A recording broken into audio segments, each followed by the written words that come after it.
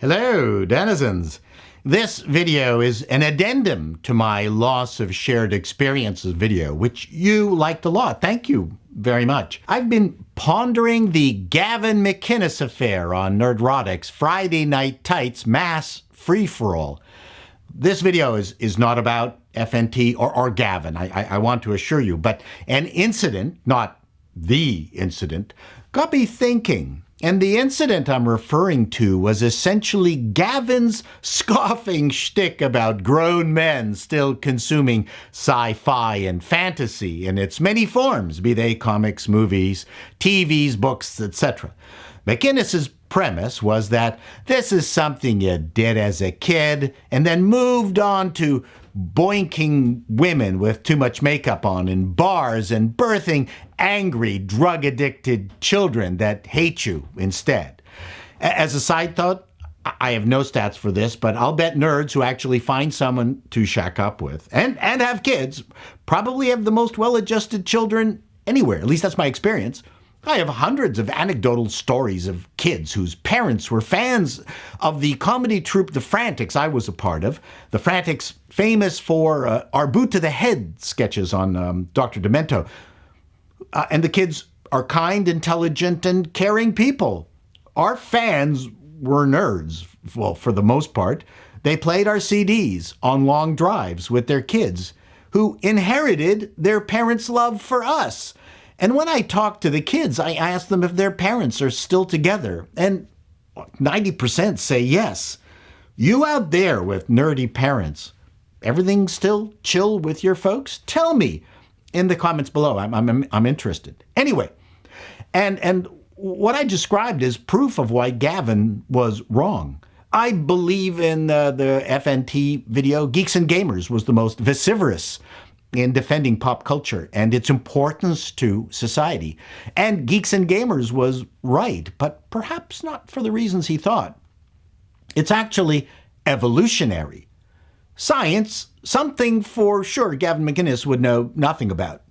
How did Homo sapiens take the checkered flag from the Neanderthals? Neanderthals were around before Homo sapiens and lived over a longer span of time. What was our secret? Well, as it turns out, many evolutionary scientists believe it was the development of culture. We shared stories. We expanded on them. They became myths, stories of gods and scary creatures. The culture of religion has had a profound influence on humankind, like duh. Aren't our pop culture stories just a distillation of thousands of years of myths and legends and religious stories? So how is that then a waste of time? Creating entertainment is complex, however. Only an expansive brain could pull that trick off. Complete strangers could gather in large groups and be entertained by other apes on a stage and not kill each other off. I mean, as long as the play was decent. And yes, we are also all apes. I would like to differentiate culture from play. Most animals love to play, and they can create their own play while enjoying each other's company. We really do underestimate the intelligence of most animals, but so far I have not seen any of them on a live video feed complaining about how cold the Gulf Stream is this year. While humans are unique in our arrogance, and before we collectively pat ourselves on the back for our great achievements, only a few of us can create mass entertainment. While 1,000 monkeys sitting at typewriters might be able to write Shakespeare's plays in 1,000 years, we could engage 1,000 humans and they wouldn't even be able to write a decent sitcom. And frankly, a few monkeys would have done a better job writing She-Hulk. In my Death of Shared Experiences video, I talked about the disillusion of large extended families that lived together or close by. 50 years ago, comedies were filled with stories about these extended families and about crazy aunts and uncles, and food seemed to be a big thing. Yeah, Now our shared experiences seem to be reduced to what we see on the TV or in the movies or on our devices. Should adults be arguing about whether having to charge Green Lantern's ring is dumb? Probably not. Perhaps I'll give that to Gavin. But enjoying reading a good Green Lantern story, well, that should never get old. And being mad that Disney, in particular, the high executioners of Star Wars, Marvel, Pixar, and classic Disney, has destroyed these beloved franchises. And by that I mean consciously destroyed, on purpose, not by accident or incompetence, though they're good at that also. I think is completely legit.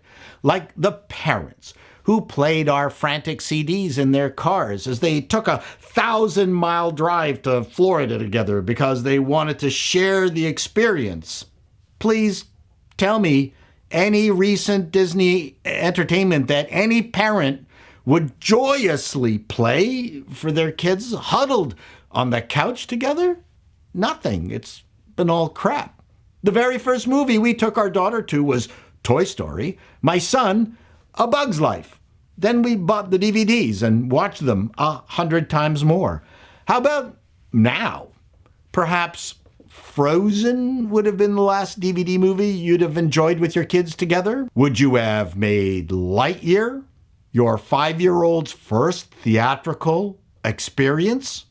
Sure, if you want them to become a serial killer.